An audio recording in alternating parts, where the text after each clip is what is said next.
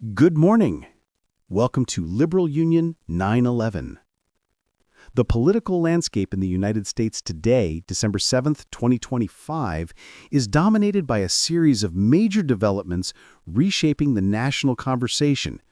beginning with the U.S. Supreme Court's decision to revive the Republican-favored Texas congressional map, reversing a lower court ruling that had blocked it over racial discrimination concerns, a move expected to shift as many as 5 House seats toward the GOP and strengthen their prospects in the 2026 midterms,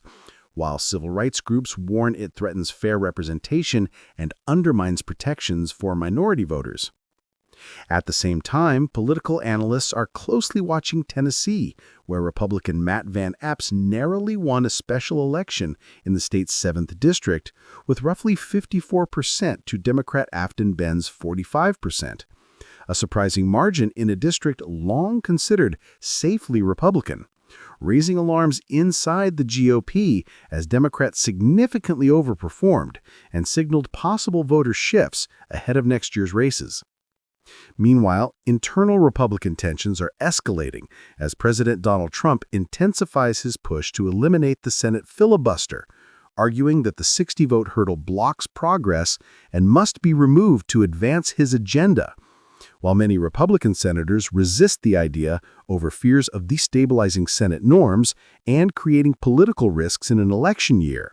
showcasing widening fractures between traditional conservatives and Trump's America First faction within the party. Foreign policy is also undergoing a dramatic transformation as Defense Secretary Pete Hegseth declares an end to what he calls decades of utopian idealism,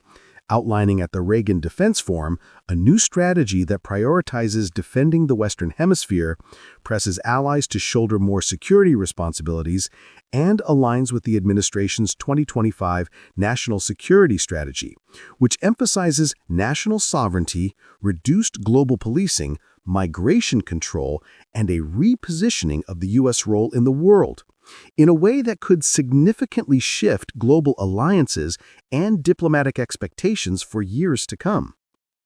On the cultural front, President Trump's decision to personally host the Kennedy Center Honors, something traditionally kept at arm's length from the White House, has sparked controversy after he reportedly influenced the selection of honorees, rejected artists he deemed too woke, and oversaw a $250 million renovation of the center,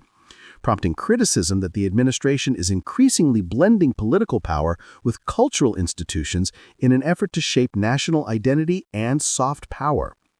Elsewhere in Washington, Senator John Curtis has introduced new legislation to require explicit disclosure when AI-powered robocalls target voters, responding to widespread concern about artificial intelligence being used to manipulate or mislead the electorate.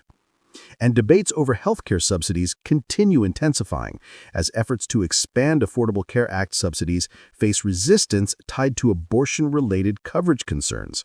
while economic analysts warn that the administration's approach to defense contracting and political favoritism could weaken long-term investor confidence. Together, these developments paint a picture of a country experiencing significant political, cultural, and institutional shifts, with battles over voting maps, legislative rules, foreign policy priorities, election performance, cultural influence, and emerging technologies, all converging to shape the trajectory of American governance heading into 2026.